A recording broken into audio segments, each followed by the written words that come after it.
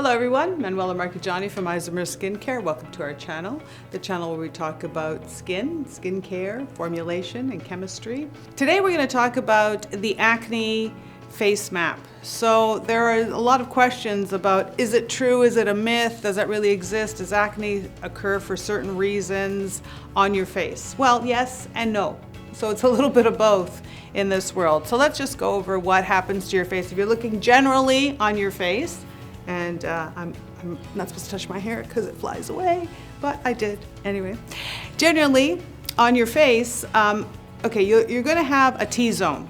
So there is an area, your forehead and your nose area, where you have enlarged gland, enlarged pores and more oil glands. And during puberty or hormonal stages, those areas increase sebum, and you'll get acne in those areas. So this is kind of, yes, there you go. There's part of that face map. The other is your jawline. Your jawline, you can get cystic acne, painful acne. A lot of it sits on nerves. It's unnerving, actually. That is hormonal and stress related. So this has to do, again, with the predisposition genetically. Like, some people are more susceptible to it. Then there's other acne. There's also an acne that you can get, and breakout that you get, that's around the ear area. This is really interesting, this kind of acne or breakout. Usually it has to do with, some it can be hygiene. You kind of maybe miss that area when you're washing your face, and you kind of just wash up to here and you forget to wash your ears or behind your ears. But the other part of it has to do with your lymphatic system. So there is a toxicity that can build up if your lymph nodes are not flushing very well. So you could have more bacteria built up in that area. So that's another area where you're going to be getting acne.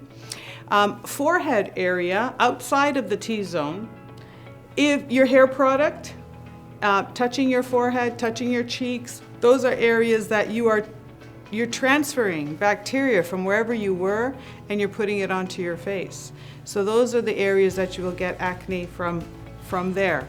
Other kinds of acne that you can get is also from your bedding, your cell phones, just cross-contamination by using something that's dirty and then touching. Like, I used to get really bad, almost like scarred rash acne if I touched, and so this is more like an allergy at the time, but if I touched anything that was metal, and then I would touch my face, wherever I would touch my face, I would have an imprint for about 5 days or 7 days, and it would turn all into little bumps of acne, just like a little breakout, and a rash would build. And that was due to the fact that I had a very disturbed microbiome.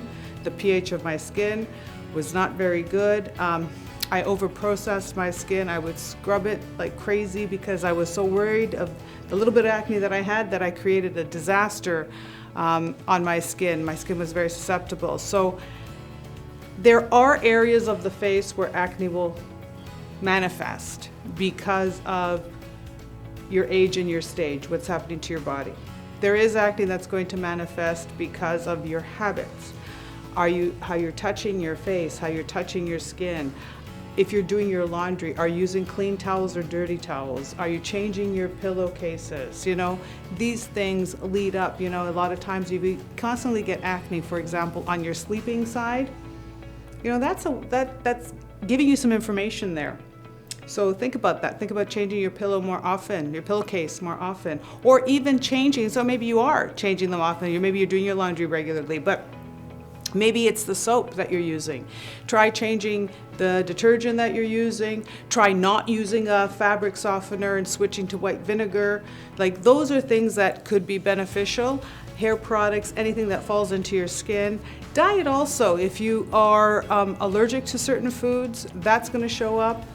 Stress areas, between the eyes, in the eyebrows, those are areas that also you'll get a lot of stress-related acne. So the face map, the acne face map, it's partially true, partially lifestyle, right? So for a lot of them, there are things that you can do if they're outside of actually hormonal. And even with the hormonal ones, once you know that you're predisposed, then there are certain things that you could do. For example, how you're cleansing, make sure it's the right, you try to maintain that pH of your skin, try to be mindful of cleansing your hands before you touch your face, try to think about what you are coming in contact with and where. Something as simple as your phone could be a huge harbor of bacteria that causes acne on your face. Other things that could actually contribute to creating acne on the face, for example, food. Let's get into, the junk food. Let's get into chocolate. You can get into pop, fried foods, things like that. Now, when you're dealing with foods that are processed, high sugar, high colorant, a lot of chemicals. Remember, junk food has a lot of chemicals in there that are not necessarily natural food based. So you could be having some sort of allergic reaction to it. It could create some hormonal imbalance to it. And so those can start showing as eruptions. Dairy is a huge one as well. With dairy, a lot of people are very sensitive to dairy, and they find that by ingesting it, you can get certain breakouts. A lot of times too, you'll notice that you'll sweat differently. Maybe you have upset stomach and you end up with diarrhea or constipation. These are things that will show up on your face. What's happening with your liver, what's happening with your body will show up on your face if it is repetitive.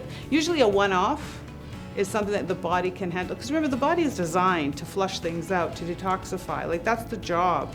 The liver is supposed to detoxify things go through your body, they go out.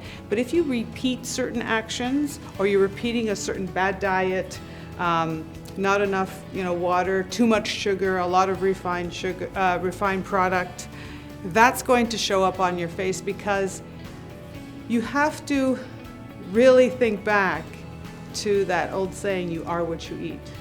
And so when you're eating that is the tool, that's the nutrition you're giving your body to build with. That's what you're giving it to create your connective tissue. That's what you're giving it to create your skin. So it's going to be a reflection of the quality of what you put in is what you put out. Now, when you're younger, your body's very forgiving. It knows how to battle all the different things. But as you get older, or if you don't supplement it properly with different activity or different foods, it really starts to manifest. So contributing factors to acne is food. I know a lot of people will say too, well, no, you can't, it doesn't really matter. It does, because you have to think about the chemical breakdown of that food, of the chocolate, of the sugars that are in there,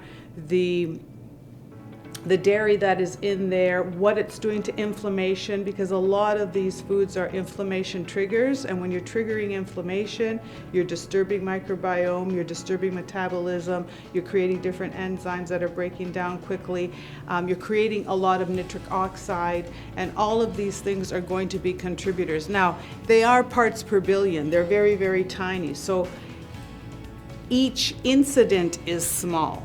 It's when you gather them together that it starts to create a big shift and it starts to manifest. So knowing this, make healthy choices. Indulge once in a while. Everybody should. You feel better.